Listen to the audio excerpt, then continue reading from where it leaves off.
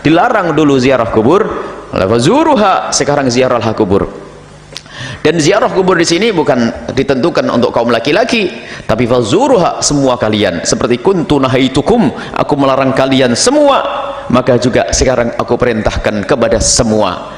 Faman arada ayazural qubura, barang siapa yang ingin ziarah kubur, falyazur, hendaknya dia berziarah. Fa innaha, karena ziarah kubur ini ada faedahnya, tudzakiruhu bil akhirati, tudzakiruhu bil akhirati, akan mengingatkan akhirat.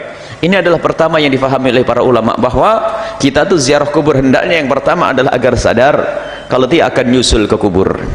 Itu bukan kita ingat dunianya dulu. Kita ziarah kubur yang pertama kali kita ingat, kita bakal nyusul kubur.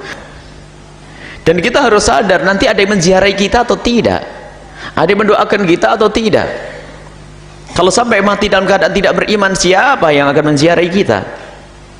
Maka di situ akan semakin berhati-hati. Ini ada sambungannya dengan hadis-hadis sebelumnya tentang ingat kematian.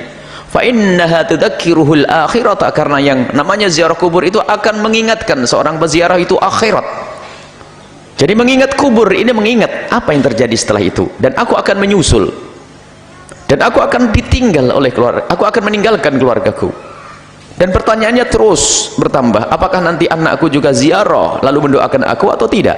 Lah kalau aku didiknya salah kayak begitu, gimana anakku bisa mendoakan aku?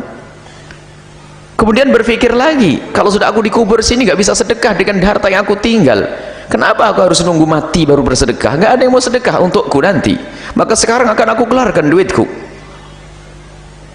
Kemudian kapan waktuku datang ke sini? Dan sudah ditentukan oleh Allah, dan kalau sudah datang tempoku, aku tidak bisa mundur lagi. Maka aku harus menyiapkan saat ini, harus siap-siap aku masuk ke kubur dengan persiapan amal-amal baik. Ini yang maksud untuk ziarah kubur.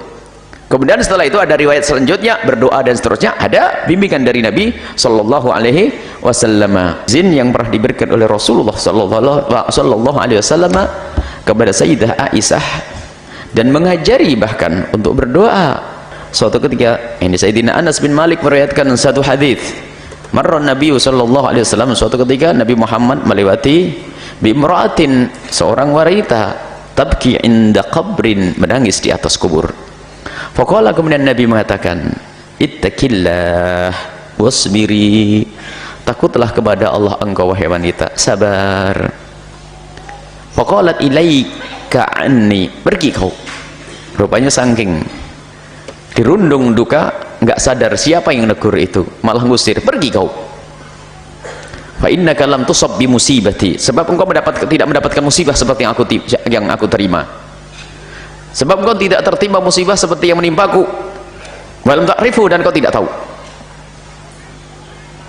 Walam ta'rifuhu, dan wanita itu tidak tahu kalau itu Rasulullah. Faqila laha, kemudian ada yang ngasih tahu, innahun nabi, itu adalah Nabi Sallallahu Alaihi Wasallam, hingga sampai akhir hadis. Akhirnya datang kepada Rasul Sallallahu Alaihi Wasallam. Dari hadis ini juga bisa difahami bahasanya, waktu Nabi melihat wanita menangis, bukan Nabi Muhammad melarang pulang, tidak boleh kau ziarah kubur, tapi Nabi mengajari agar dia bersabar, hendaknya bertakut kepada Allah dan hendaknya bersabar.